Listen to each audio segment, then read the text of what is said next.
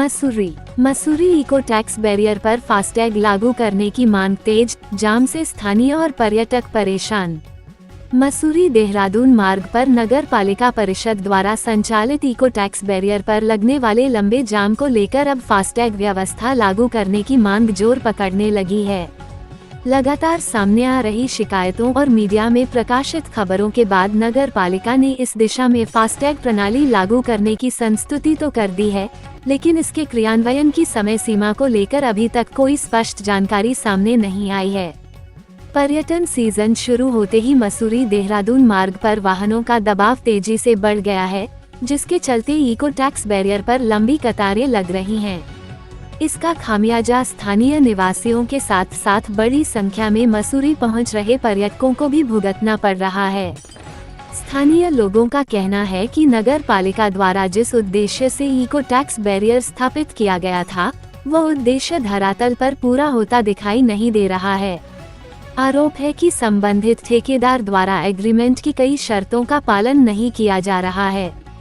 समझौते के अनुसार पर्यटकों को मसूरी से संबंधित जानकारी वाला ब्रोशर, प्राथमिक चिकित्सा सुविधा और कपड़े का बैग उपलब्ध कराया जाना चाहिए था, लेकिन मौके पर ऐसी कोई सुविधा दिखाई नहीं देती। ऐसे में लोगों का कहना है कि सुविधा के नाम पर केवल शुल्क वसूली की जा रही है।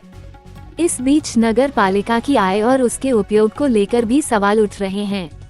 नागरिकों और सामाजिक संगठनों की मांग है कि इको टैक्स से अब तक हुई आय, उसके खर्च और उससे कराए गए विकास कार्यों का श्वेत पत्र सार्वजनिक किया जाए, ताकि आम जनता को पारदर्शिता के साथ पूरी जानकारी मिल सके।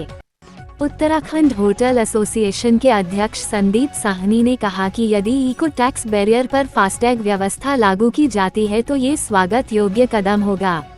उन्होंने कहा कि पूर्व में भी यहां टोल टैक्स के कारण जाम की समस्या गंभीर हो गई थी, जिसके बाद जनहित में उसे हटाया गया था। अब दोबारा वही स्थिति बन रही है और फास्टैग जैसी डिजिटल व्यवस्था से राहत मिल सकती है। शहर कांग्रेस अध्यक्ष अमित गुप्ता ने कहा कि पर्यटन सीजन में वाहनों का दबाव कई गुना बढ़ जाता है, जिससे घंटों जाम की स्थिति बनती है। ऐसे में फास्टैग व्यवस्था लागू करना समय की मांग है। वहीं सामाजिक कार्यकर्ता अनूप नौटियाल ने कहा कि जन भावनाओं को देखते हुए इको टैक्स व्यवस्था की व्यापक समीक्षा होनी चाहिए। उन्होंने कहा कि उन्होंने इस संबंध में मुख्य सचिव और जिलाधिकारी को पत्र भेजकर इको टैक्स बैरियर पर लगने वाले जाम, शुल्क वसूली की प्रक्रिया और उससे होने वाली आय की विस्तृत जांच की मांग की है। विशेषज्ञों का मानना है कि देश भर में राष्ट्रीय राजमार्गों पर फास्टैग प्रणाली लागू होने के बाद टोल प्लाजा पर प्रतीक्षा समय में उल्लेखनीय कमी आई है। ऐसे में मसूरी जैसे संवेदनशील पर्यटन स्थल पर भी ये व्यवस्था लागू होने से यातायात सुचारू हो सकता है और पर्यटकों को राहत मिल सकती है। अब देखना ये होगा कि नगर पालिका इस दिशा में कितनी तेजी से कदम उठाती है।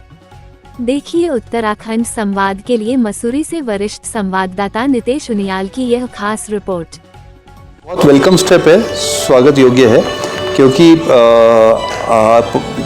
जो पहले भी मसूरी से टोल टैक्स हटाया गया था, उसमें उसका एक मेन रीज़न ये था कि वहाँ पे टोल टैक्स पे जाम लग जाता था ट्रैफिक का, और वो स्थिति पिछले कुछ वर्षों से बहुत विकट होती जा रही है। और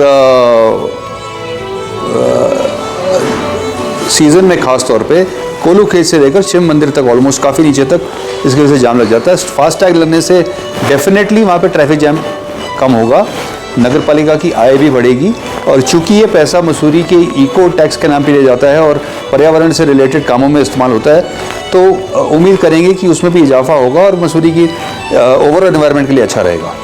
सर ये राय दुरुस्त है, अच्छा है, स्वागत योग्य है। गाड़ियों की काउंटिंग भी होगी, नंबर्स का भी पता चलेगा, थोड़ा सी हमारी सिक्योरिटी पॉइंट ऑफ व्यू से भी अच्छा है, हर एक तरह से अच्छा। सबसे इम्पोर्टेंट बात जो ट्रैफिक जैम है, जिसकी वजह से मसूरी बदनाम भी होती है, उसका एक मुख्य रीज़न इको टैक्स बैरियर भी है। उसमें अगर फास्टैग लगेंगे तो गाड़ी जल्दी जल्दी निकलेंगी, तो ये तो हर एक तरह से एक वेलकम स्टेप है। हाँ, मतलब यही है कि उसको फास्टैग को कैसे एफिशिएंटली मैनेज करा जा सके।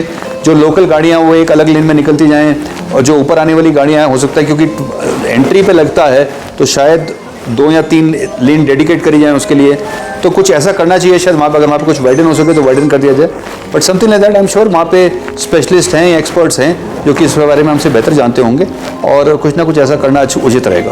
ये तो बहुत पहले हो जाना चाहिए, क्योंकि मसूरी में जो वाहनों का आवागमन है वो बहुत भारी संख्या में होता है, और इको बैरियर पे लगातार आप देख रहे होंगे किस तरह का जाम वहाँ पर रहता है, जो पूरे कोलूखेत से लेकर पानी वाले बैंड, कभी कभी तो आगे शहनशाही तक वो जाम पहुँच जाता है। तो इको बैरियर पर फास्टैग होना चाहिए, जिससे फास्टैग से तुरंत वहाँ से गाड़ियाँ निकले, और उसमें लोकलों के लिए अलग से एक लेन हो और टूरिस्टों के लिए अलग से लेन हो, जिससे जो लोकल लोग आ रहे हैं, हमारे उत्तरकाशी और उधर के लोग हैं, टिहरी के लोग हैं, और जो यहाँ मसूरी के स्थानीय लोग हैं, उनको वहाँ पर निःशुल्क, जो जैसा हाईकोर्ट ने पहले निर्देश किया था यहाँ के लोगों के लिए, वैसे ही यथावत रहना चाहिए।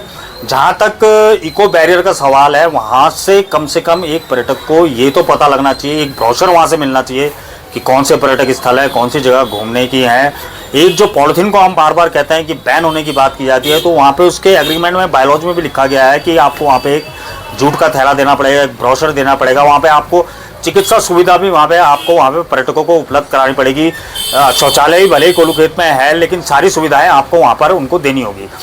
मसूरी में जाम, मारपीट और अफरा तफरी के कई वीडियो तो आप आजकल देख ही रहे हैं, और इसी कड़ी में आज मैं बात करना चाहूँगा मसूरी जाने वाले बीच रास्ते में पड़ने वाले टोल को लेकर। आप में से कई लोगों का यही कहना है कि इस टोल को हटना चाहिए। मैं स्वयं इस बात का पक्षधर हूँ, इसका समर्थक हूँ, और इसी को ध्यान में रखते हुए आज से 3 रोज पहले मैंने स्वयं अपने सोशल मीडिया पर एक पोस्ट किया था। मैंने भी बड़े क्लियर तरीके से बात रखी थी कि इस टोल बैरियर को यहाँ से हटना चाहिए। कम से कम एक छोटी कोशिश करनी चाहिए कि जो जनता, पब्लिक यानी आपकी और मेरी जो भावनाएं हैं, उन्हें हम सरकार के वरिष्ठ अधिकारियों तक रख सकें।